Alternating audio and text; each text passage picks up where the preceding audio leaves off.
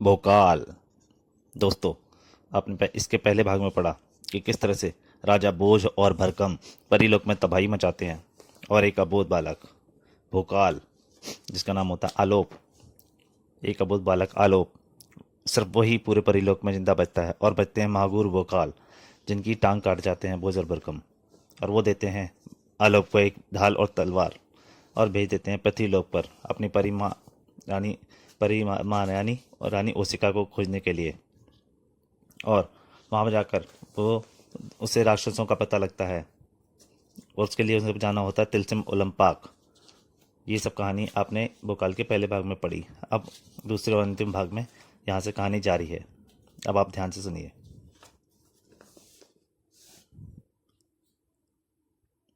Mic का एक एक शब्द भोकाल की जिहन में घुसता चला गया। विकास नगर, महाराज विकास मोहन, महाबली फूचांग, तिलसिम ओलंपाक। अब उसके पास रुकने के लिए वक्त नहीं था।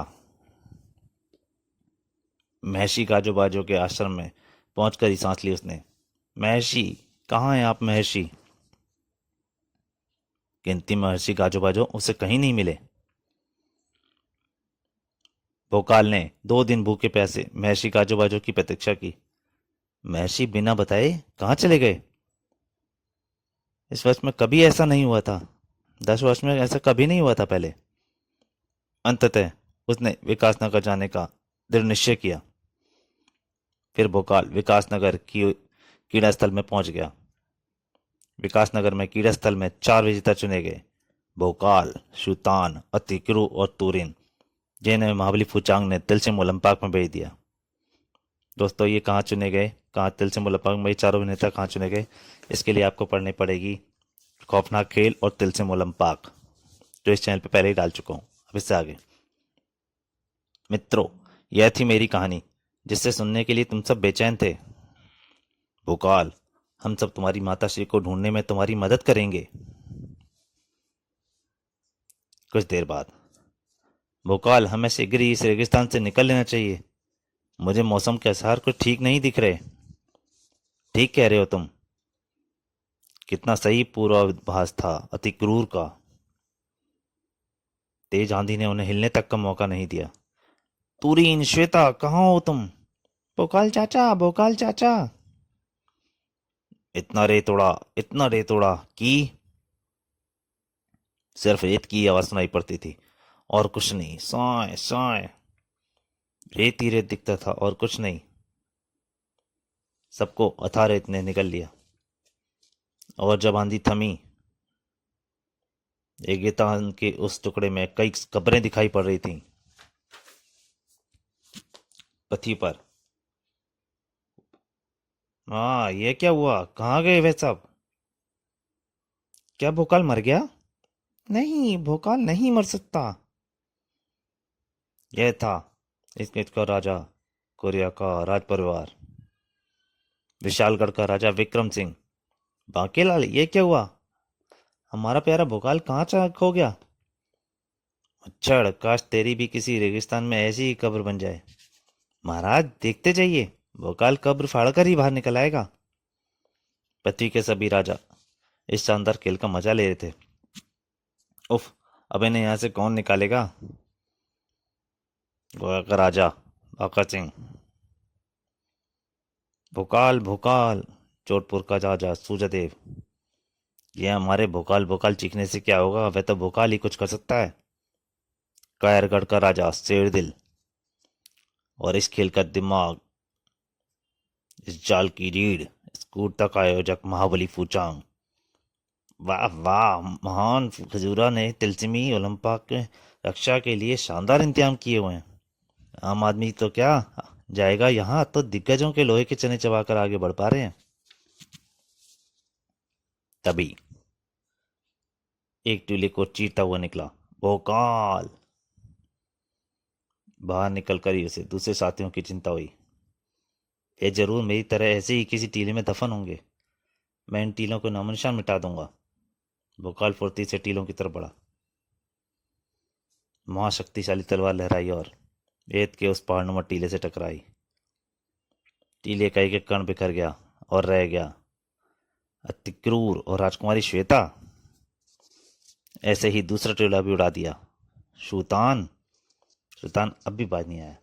यार तुम लोग कहाँ से आ गए? मैं तो सोच रहा था यमराज मिलेगा, उससे सम्मोहित करूंगा। जाओ यार, सब गड़बड़ कर दिया। किंतु भोकाल को अभी भी चिंता थी तुरीन की। लेकिन सभी टीले बहाने के बाद भी तुरीन नहीं मिली। तुरीन कहाँ गई? बहुत देर तक भी वह जब वह न मिली। उफ, हमने अपने बहुत अच्छे साथी को खो दिया। पति पर भी तुरीन कपाला के खोने का गम मनाया जा रहा था। उफ तुरीन, मैं तो दीवानी थी तुम्हारी। मौतगढ़ की राजकुमारी चाला। उफ, राजवैद को बुलाओ, मुझे दिल का दौरा पड़ा है। भोपाल का राजा चौपाल। मेरा क्या होगा? मैं तो कुंवारा रह जाऊंगा, मुझे तो तुरंत से शादी करनी थी। गढ़चुलरी कुर्द का राजकुमार मजालू। हाय तुरीन, तू कहाँ गई? तेरी याद में दिल रोता है। बुढ़ारी का राजा झाड़देव। वाह, मजा आ गया, कितने अच्छे अच्छे मोड़ आ रहे हैं इस खेल में। तिहाड़गढ़ का राजा भागो। कैदी सिंह। अरे अरे, यह क्या? यह कैसे भयानक राक्षस बढ़ रहे हैं इनकी तरफ। टोला मोला का राजा टुइया देव। दो बड़े बड़े राक्षस उनकी तरफ बढ़ रहे थे, लेकिन अरे, ये तो वही है। भोकाल के मुंह से निकला, राक्षस राज बोझ और भरकम। भोकाल का जिस्म क्रोध से भर उठा। याद आ गया उसे अपने पिता की हत्या का खौफनाक मंजर। फिर वह खुद को नहीं रोक पाया। भोकाल। रक्त का बदला रक्त से ही लेना था उसे। भोकाल राक्षसों का संहार करने के लिए बढ़ा। दरिंदो, आज तुम्हारा आखिरी दिन है। किंतु राक्षसों से हाथ लग गई थी मासूम श्वेता। हा हा हा हा। नहीं भोकाल चाचा, बचाओ। उसे छोड़ दे कायर, मुझसे युद्ध कर। नहीं, पहले खेल खेलेंगे फिर युद्ध करेंगे। भोकाल बहुत मुश्किल से खुद को रोक पा रहा था। क्रूरता की हद हो गई। राक्षस ने उछाल कर फेंक दिया उस बच्ची को। ले भरकन, संभाल, लपक लपक खेलते हैं। आ। राजकुमारी श्वेता जो फूलों की तरह पली थी, आज किसने बेदर्दी से उछाली जा रही थी। हा हा हा, मजा आ गया। वाह वाह वाह, क्या शानदार खेल है। भोकाल से निमरता नहीं करेगा। जानवरों। बड़ा जबरदस्त वार था, किंतु सही वक्त पर रुक गया, वरना। काटो। अरे रुक क्यों गए? हाँ हाँ काटो। बहुत बड़ी हानि उनसे बच गई। खूब हंसे दानव। उस बेबसी पर आसमान से पर उठा लिया उन्होंने, पागल हो गए थे। हा हा हा, हो। भोकाल राक्षस भरकम की तरफ बढ़ा। अगर यह मजबूरी न हो तो तुम्हें अब तक यमलोक पहुंचा चुका होता। हा हा हा।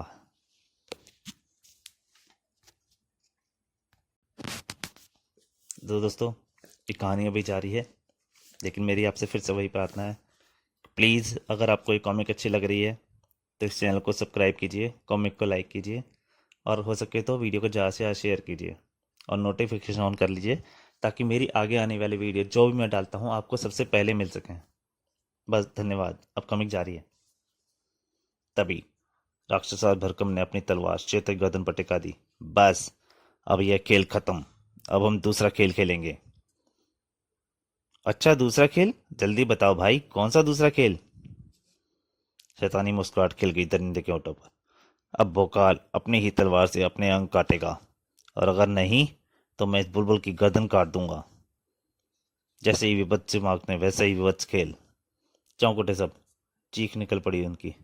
नहीं भोकाल चाचा, नहीं, मुझे मर जान दो, आप इनसे बदला जरूर लेना। बच्ची के दिल में कितना दर्द था भोकाल के लिए। तुम ऐसा कुछ नहीं करोगे भोकाल, यह दरिंदा जैसा कह रहा है। तभी शैतान, मेरे रहता ऐसा कुछ नहीं होगा भोकाल। उधर भोकाल आगे बढ़ा। नहीं, मैं इस बच्ची के लिए अपनी जान दे दूंगा, मुझे कोई नहीं रोक सकता। यह क्या अनर्थ होने जा रहा था। हा हा हा। काट पहले हाथ, फिर पैर, फिर सिर। हा हा हा भाई भरकम, तुम्हारा खेल तो बहुत शानदार है। नहीं चाचा, नहीं। भोकाल ने अपना हाथ काटा। खचाक। पृथ्वी पर हर व्यक्ति सांस रोके अंदर देख रहा था। नहीं।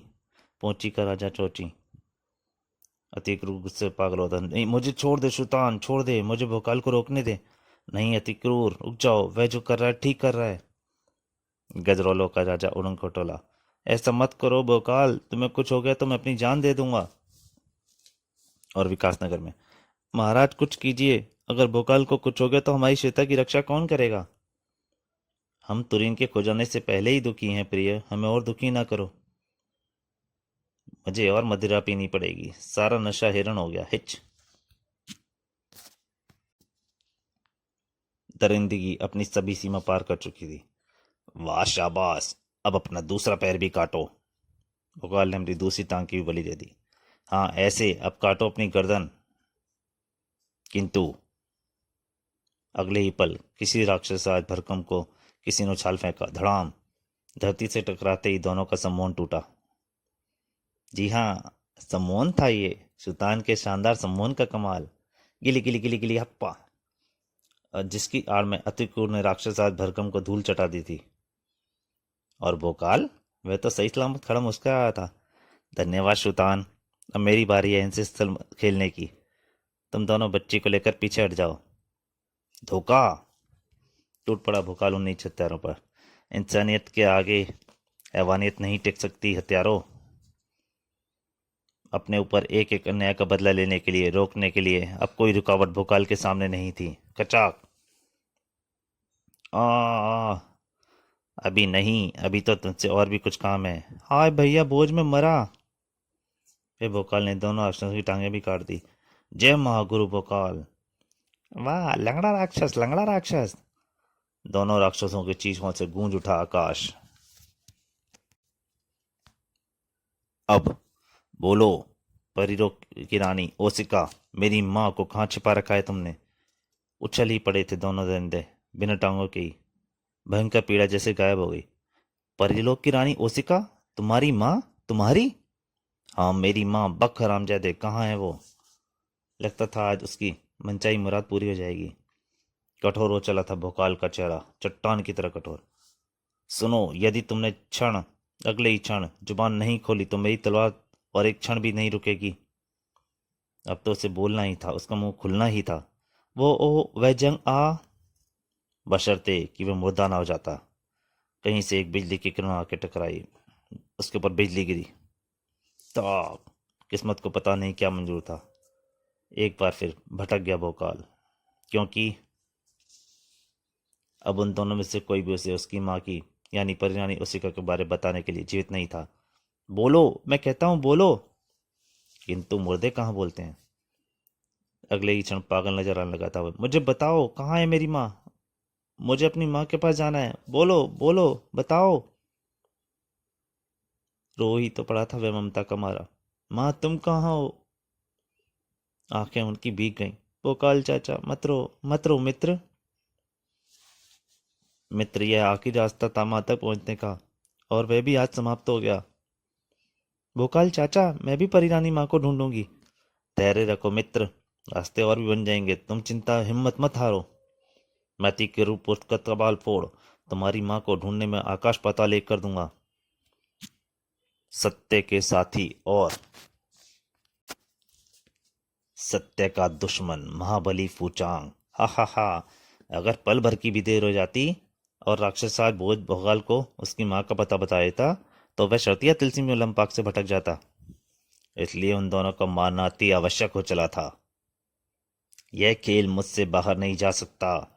जैसे मैं चाहूंगा यह कठपुतलियां खेलेंगी। हा हा हा।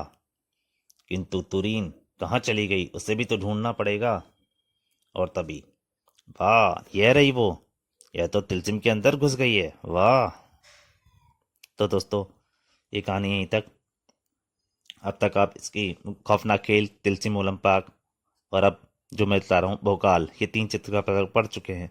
अब इसकी चौथी और शानदार चित्रकथा शूतान जल्दी आपके सामने लेकर हाजिर होऊंगा। तब तक के लिए नमस्कार।